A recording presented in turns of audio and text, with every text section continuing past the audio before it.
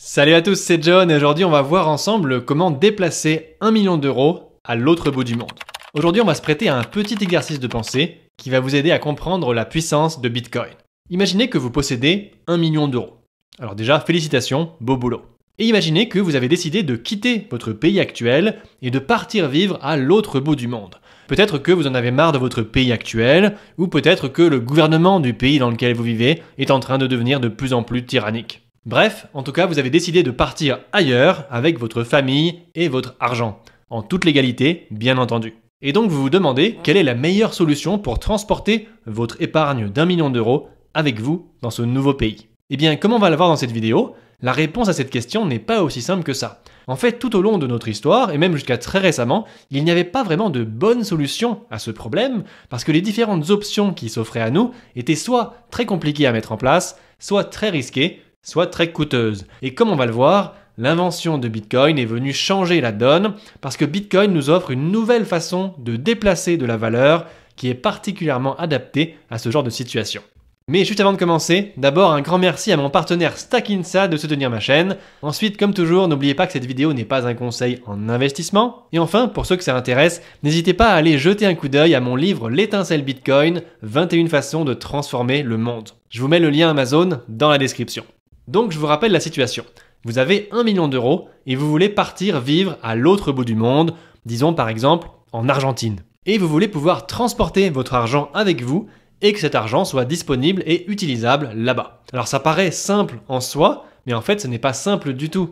En réalité, pendant des siècles, le fait de déplacer une grande somme d'argent d'un pays à un autre, c'était quelque chose de très compliqué, de très coûteux et même de carrément dangereux. Et en fait, c'est toujours un petit peu le cas aujourd'hui. Donc ce qu'on va faire, c'est qu'on va regarder les différentes options qui s'offrent à nous une par une, et ce qu'on va voir, c'est qu'aucune de ces options n'est vraiment idéale. Si on regarde la solution qui était la plus traditionnellement utilisée, on va dire, pour déplacer de la richesse avec soi à l'autre bout du monde, en fait, c'était de le faire sous forme d'or physique. L'or, c'est quelque chose qui est très solide, donc ça ne risque pas de s'abîmer pendant le voyage, et c'est une forme de monnaie qui est universellement reconnue, et donc on sait qu'on pourra l'utiliser pour acheter des choses, peu importe où on va dans le monde. Donc l'or, ça a de bons atouts, mais ce n'est pas une solution simple à mettre en place. Déjà, aujourd'hui, peu de gens possèdent leur épargne sous forme d'or. Donc ça veut dire que vous allez devoir commencer par convertir votre épargne actuelle en lingots d'or ou en pièces d'or. Cette conversion, elle va déjà vous coûter cher, en frais et en autres taxes. Et ça, c'est sans compter que dans la plupart des cas, puisque vous allez acheter votre or dans une boutique spécialisée pour être sûr de ne pas vous faire arnaquer, eh bien vous allez être tracé au moment de votre achat. Donc en fait, vous perdez aussi un petit peu sur l'aspect confidentialité au moment de votre achat. Ensuite, il faut savoir que 1 million d'euros en or, ça fait quand même 15 kilos d'or. Je ne sais pas si vous imaginez transporter 15 lingots de 1 kg dans une valise, en plus de vos propres affaires, surtout que là on a pris l'exemple d'1 million d'euros, mais plus vous allez en avoir, en fait plus ça va devenir lourd et compliqué à transporter. Et dans certains cas, si vous êtes vraiment très riche par exemple, eh bien ça peut devenir littéralement impossible de le transporter vous-même. Mais au final, peu importe le nombre de lingots ou de pièces que vous avez, parce que quand vous allez arriver à l'aéroport, ce qui va se passer, c'est que les détecteurs de métaux de la sécurité vont se mettre à sonner. Et là, les douaniers vont vous arrêter et ils vont vous demander « Monsieur, c'est quoi tout cet or? D'où ça vient? Est-ce que vous avez des papiers justificatifs pour cet or ?»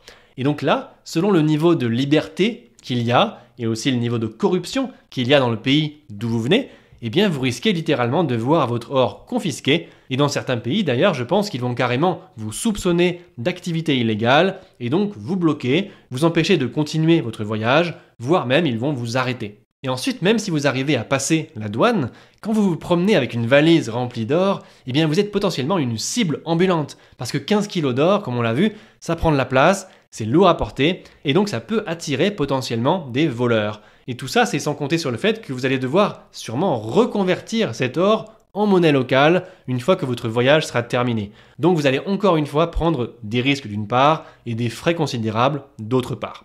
A l'inverse, si vous choisissez la solution facile, c'est-à-dire de faire appel à un service international spécialisé pour transporter cet or pour vous, eh bien là, certes, vous aurez moins de risques de confiscation et de vol, mais par contre, ça va vous coûter très cher. Et donc, avec tous ces frais additionnés, au final, ça va vous coûter un bon pourcentage de votre patrimoine juste pour les frais. Donc l'or, ce n'est pas vraiment une bonne solution pour transporter 1 million d'euros à travers le monde. Ensuite, une autre option qui pourrait vous venir à l'esprit, et d'ailleurs c'est sûrement l'option qui nous vient naturellement à l'esprit plutôt que de se trimballer avec de l'or dans une valise aujourd'hui, eh bien c'est tout simplement de partir avec du cash. C'est-à-dire en gros avec des billets de banque dans notre valise. En fait, on prend juste nos 1 million d'euros en cash avec nous dans la valise. Mais d'abord, est-ce que vous avez déjà essayé de chercher ce qui se passe quand on essaye de passer la sécurité d'un aéroport avec 1 million d'euros en cash dans sa valise? Eh bien en fait, si vous avez de grandes quantités de cash, en fait ça va quand même se voir à la sécurité à l'aéroport parce qu'ils ont des mécanismes en place pour détecter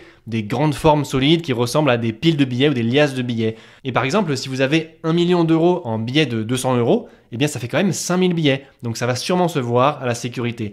Et d'ailleurs, je ne sais pas si vous le saviez, mais dans beaucoup de pays, en fait, c'est illégal de transporter de grandes quantités de cash à travers une frontière sans déclarer cette somme. Dans beaucoup de pays, si vous transportez plus de 10 000 euros sans les déclarer, eh bien cette somme peut être confisquée. Alors vous imaginez bien que si la sécurité voit que vous vous trimballez avec 1 million d'euros non déclarés, eh bien en fait vous n'allez pas passer un très bon moment, vous allez probablement passer pour un trafiquant. Donc pour faire les choses légalement et pour ne pas prendre de risque de saisie, vous allez devoir remplir plein de formulaires, vous allez devoir expliquer pourquoi vous avez tout ce cash, et ainsi de suite. Et donc en fait, transporter du cash à l'autre bout du monde, c'est certes moins lourd que de transporter de l'or, mais dans la pratique, ça reste un peu un cauchemar et on n'est pas à l'abri du même risque de confiscation ou de vol qu'avec de l'or. Sans compter qu'une fois que vous allez arriver à destination avec vos euros, eh bien vous allez avoir un autre problème. Si vous arrivez par exemple en Argentine avec 1 million d'euros, eh bien ces euros ils ne vont pas vous servir à grand chose directement parce que les Argentins, eux, ils ne veulent pas de vos euros. Eux, ils veulent soit des pesos argentins, soit des dollars américains. Donc ça veut dire que vous allez devoir convertir votre argent et là encore une fois, vous allez perdre un bon pourcentage sur les frais de conversion de devises et autres commissions. Donc tout ça pour dire que le cash, comme l'or au final, ça reste une solution qui est très risquée en termes de vol ou de confiscation et aussi ça va être coûteux en termes de frais de conversion et en autres démarches administratives. Donc pour l'instant, on a vu que l'or ou le cash physique, ce ne sont pas vraiment des bonnes solutions pour transporter 1 million d'euros d'un bout à l'autre du monde. Par contre, on pourrait se dire qu'une autre façon de faire, ce serait simplement de passer par les banques. En gros, on va laisser notre 1 million d'euros sur notre compte bancaire actuel. Ensuite, on va ouvrir un compte dans le pays où on veut s'installer. Et enfin, on va transférer l'argent du premier compte vers le deuxième. Sauf que c'est facile à dire comme ça, mais ce n'est pas si facile à faire.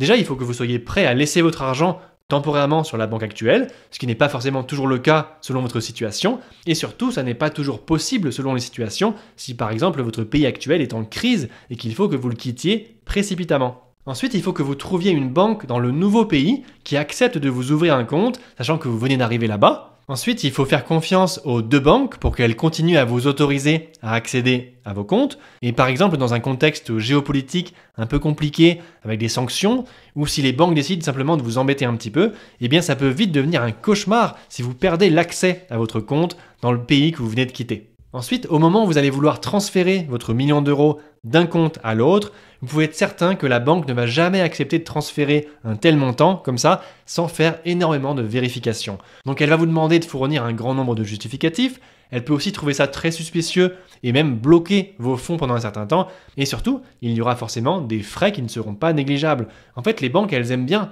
prendre leur commission sur des gros transferts d'argent. Donc puisque là, on parle d'un gros montant d'argent, eh bien vous allez finir par payer des frais qui risquent de vous coûter super cher au final. Et en plus de ça, si la nouvelle banque décide de bloquer votre compte, eh bien vous vous retrouvez alors complètement coincé. En fait, votre million est là, mais vous ne pouvez pas y toucher. Donc en résumé, passer par les banques, oui, c'est pratique au quotidien et pour des montants modestes, mais par contre, pour déplacer librement de grandes quantités d'argent d'un bout à l'autre du monde, au final, ça va être assez coûteux aussi, mais surtout, ça représente un grand risque en termes de souveraineté et d'accès à notre argent. Donc, si on récapitule tout ce qu'on a vu pour le moment, on a vu que l'or, c'est trop lourd et trop risqué.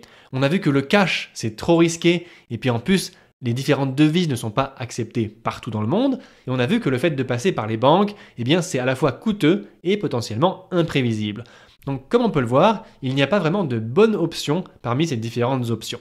Si seulement il existait un moyen de prendre une valeur équivalente par exemple à 1 million d'euros et de la déplacer n'importe où dans le monde avec nous afin qu'on puisse y accéder quand on veut, où on veut, sans que personne ne puisse nous arrêter. Eh bien j'ai une bonne nouvelle, ce moyen existe aujourd'hui et il s'appelle Bitcoin. Si vous avez du Bitcoin, il n'y a pas de difficulté particulière à le transporter partout où vous allez. Parce que je vous rappelle que les Bitcoins, eux, ils sont virtuels, ce sont de simples entrées sur la blockchain.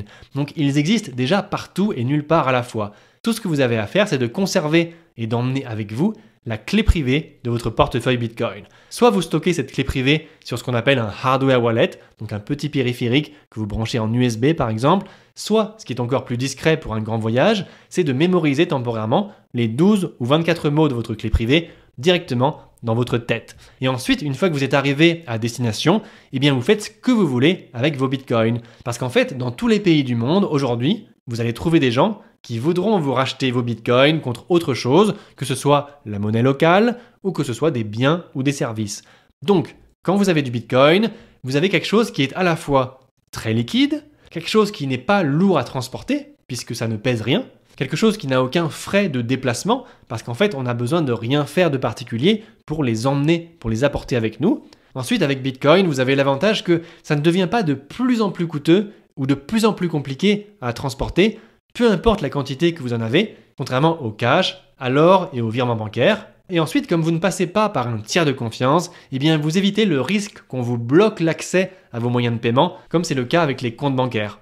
Et enfin, avec Bitcoin, le risque de confiscation ou de vol, en fait, il est beaucoup plus bas qu'avec de l'or ou du cash, voire il est nul.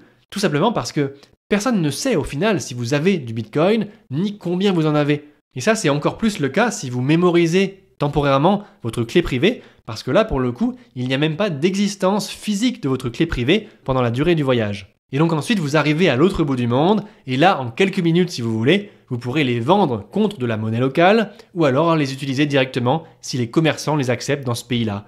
Dans ce cas-là, il n'y aura pas eu de douane, pas de frais bancaires absurdes, et pas de questions qui portent atteinte à votre confidentialité. Vous êtes libre de faire ce que vous voulez. Et donc en résumé, ce qu'on peut voir, c'est que le fait d'essayer de répondre à cette question, comment est-ce qu'on fait pour déplacer 1 million d'euros à l'autre bout du monde, eh bien en fait ça nous permet de voir à quel point Bitcoin est quelque chose d'extraordinaire. En fait, il est venu résoudre un problème que des millions et des millions de gens ont eu tout au long de notre histoire et que beaucoup de gens continuent à avoir aujourd'hui.